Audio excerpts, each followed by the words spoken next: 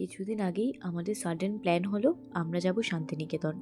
ছোটবেলায় আমি একবার শান্তিনিকেতন গেলেও বড় হওয়ার পর আমার কখনো যাওয়া হয়নি। আমার খুব ইচ্ছে ছিল শান্তিনিকেতন যাওয়ার। সেখানে আমরা একটা হোমস্টেতে স্টে করেছিলাম। এই জায়গাটার অ্যাম্বিয়েন্সটা বেশ ভালো লেগেছিল আমাদের, পুরো বাড়ির মতোই ফিল আসছিল। আর ভাবসাব দেখাচ্ছে, দেখো মনে হচ্ছে ওনারই বাড়ি। আমি আবার এটাকে উল্টো করে দেখছি। তোমরা চাইলে এটাকে পজ করে দেখে নিতে পারো, এই জায়গাটার অ্যাম্বিয়েন্সটা বেশ ভালো লাগবে। আর আমরা হোটেলে গিয়েই কিছু খাওয়া দাওয়া করে খানিকক্ষণ টাইম রেস্ট নিয়েছিলাম। ওখানেই ব্রেকফাস্টের ব্যবস্থা ছিল। সেখান থেকে আমরা 10টার মধ্যে রেডি হয়ে বেরোবো বলে বেরিয়েছি 12টায়। রেডি হয়ে বেরিয়ে ফার্স্টে আমরা গেছিলাম রাজবাড়ি। সেখানে ঢুকতে গেলে আমাদের একটা টিকিট কাটতে হয়েছিল। 10 টাকা করে টিকিট কেটে আমরা ভেতরে গেছিলাম। এই রকম ধরনের পুরনো দিনের বাড়ি আমার খুব ভাল লাগে, তাই এই জায়গাটা আমার বেশ ভালো লেগেছিল। সেখানে আমরা কিছুক্ষণ টাইম সময় কাটিয়েছিলাম। আর আমরা সবাই একসাথে হলে কখন যে সময় কেটে যায় আমরা বুঝতেই পারি না। সেখানেই আমাদের 1-1.5 ঘন্টা কেটে গেছিলো। সেখান থেকে বেরিয়ে আমরা সবাই মিলে গেছিলাম দুপুরবেলার খাবার খেতে। আর আমরা গেছিলাম এই বনবিথি রিসর্টে, যেখানকার খাওয়া দাওয়া খুবই ভালো ছিল। শুধু খাওয়া দাওয়াই না, অ্যাম্বিয়েন্সটাও আমাদের বেশ ভালো লেগেছিল। আর আমি ভেবেই গেছিলাম যে শান্তিনিকেতন গেলে আমি বাঙালি খাবারই খাবো। ভাত, ডাল, শুক্তো এই সবই আমি ভেবে গেছিলাম।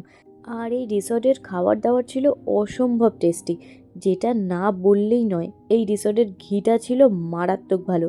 যদিও আমি ঘি অত ভালো খাই না, কিন্তু এখানে আমি খেয়েছিলাম, আমার খুব ভালো লেগেছিল। আর এদেরকে দেখো, এরা মনে হয় বাড়িতেও কেউ এইভাবে খায় না। এরকম আঙুল চাটাচাটি শুরু করে দিয়েছে এরা। আর সব শেষে চাটনি পাঁপড়, এটা না হলে যেন বাঙালির খাওয়াই জমে না। আর এরা আনলিমিটেড বলে এরা মনে হয় প্রায় 2 কিলো চালের পায়েস সবাই মিলে খেয়ে নিয়েছে। আমি এদেরকে টেনে হিঁচড়েও তুলতে পারছি না। তারপর কোনো রকম আমি এদেরকে তুলে আমরা গেছিলাম সোনাঝুরি হাটে, যেই জায়গায় যাওয়ার জন্য আমি খুব বেশি এক্সাইটেড ছিলাম। আর গিয়েই আমার ভালো লাগার জিনিস, হ্যান্ডমেড জুয়েলারি। সেখানে আমি বেশ কিছুক্ষণ টাইম দাঁড়িয়ে গেছিলাম। তারপর আমরা সবাই কেনাকাটি করতে ঢুকেছিলাম। ফার্স্টেই আমরা গিয়ে 2-3টে শাড়ি কিনেছিলাম। আর এনার সাথে আমার বেশ গল্প জমেছিল, যেহেতু আমরা সেম কাজের সাথে যুক্ত ছিলাম। আর এখানে আমরা ফার্স্টেই খেয়েছিলাম একটা কদবেল মাখা। আর এখানে এত ভিড় থাকা সত্ত্বেও আমি চেষ্টা করেই যাচ্ছিলাম একটা ভালো ফটো তোলার। এরপর আমি এই সব সাইডে রেখে শুরু করেছিলাম কেনাকাটি।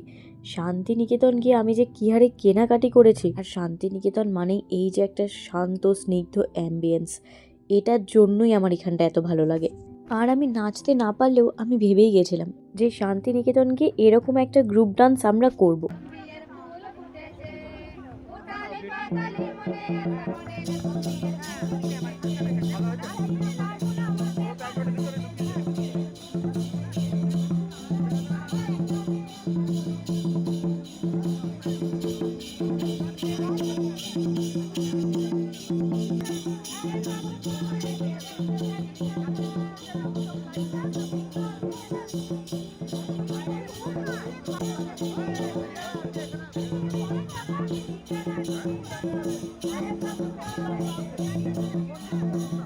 কী যে ভালো সময় কাটছিল আমার ওখানে!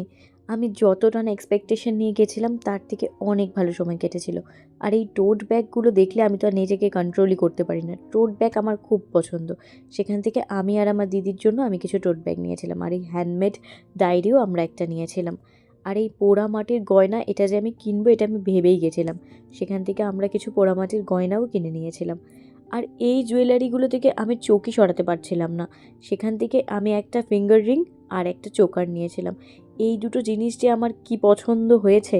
সেখান থেকে আমি আমার বাড়ির লোকের জন্যও টুকটাক কেনাকাটি করেছিলাম। এই ব্লাউজগুলো আমাদের খুব পছন্দ হয়েছিল। সেখান থেকে কিছু ব্লাউজ কিনে আমরা কিছুক্ষণ টাইম বাউল গান শুনে ওখানে অনেকটা সময় কাটিয়েছিলাম। সোনাঝুরি হাটটা যে আমার কী ভালো লেগেছিল! আমি শুধু ফোনেই দেখতাম, সামনাসামনিও আমার খুব ভাল লেগেছিল। তারপর সেখান থেকে বেরিয়ে আমরা আরও একটা জায়গায় ঘুরতে গেছিলাম।